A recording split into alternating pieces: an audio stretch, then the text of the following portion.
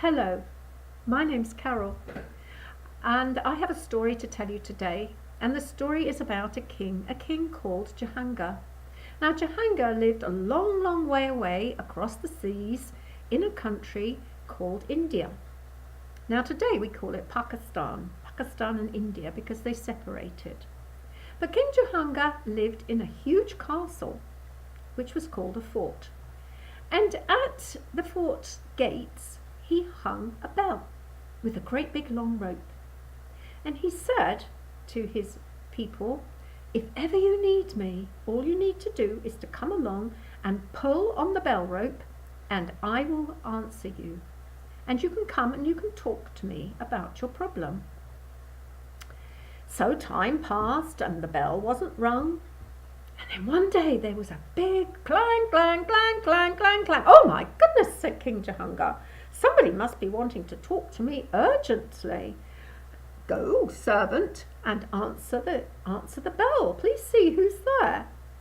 So the servant went off, and there at the gate were two ladies, and one lady was pulling really hard on the bell rope, and the other lady was holding a baby in her arms. We wish to see the king, said the ladies. Okay, said the servant, come along. So he took them to King Jahangir's throne room, and there sat King Jahangir on his throne. Well, ladies, what can I do for you? He said, as they bowed low before him.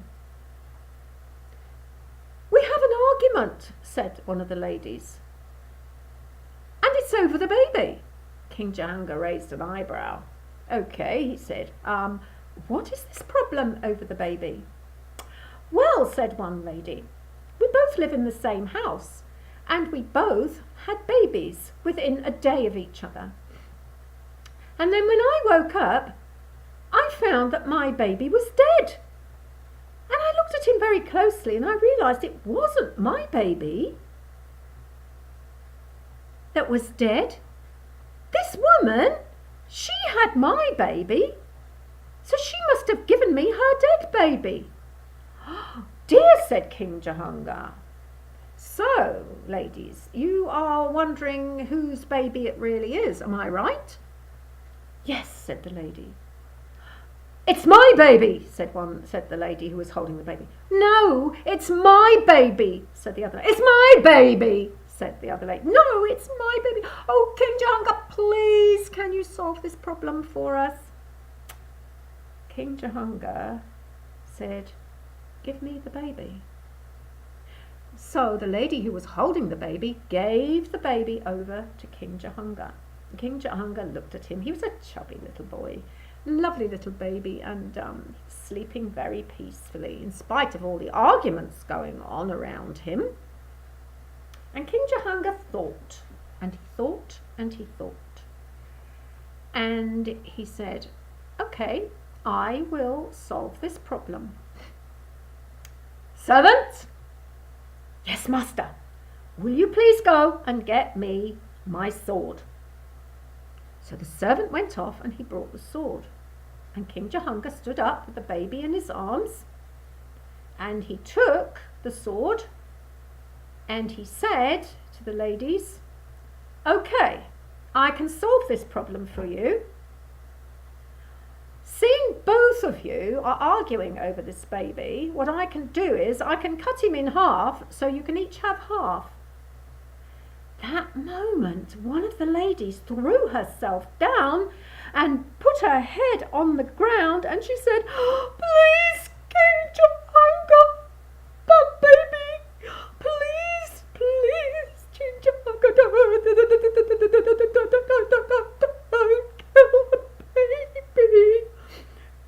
Give the baby to her. I don't want him to die. Aha, said King Jahangir.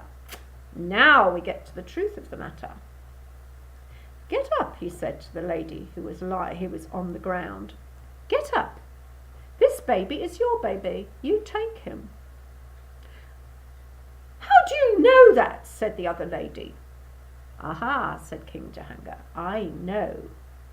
I know that a true mother would never, ever, ever allow her baby to be killed. You didn't protest. You didn't throw yourself down on the ground in front of me. You didn't plead for the baby's life. So therefore, you're not the real mother. This lady's the real mother. Now, that showed how wise King Jahangir was.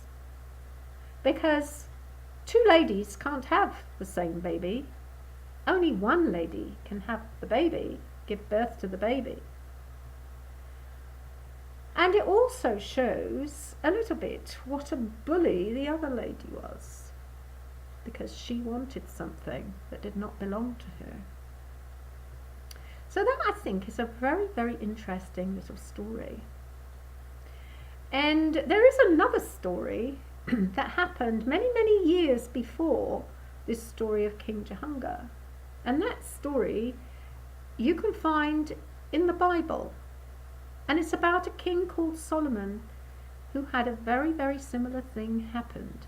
So I'm wondering whether King Jahangir had actually heard about what King Solomon did.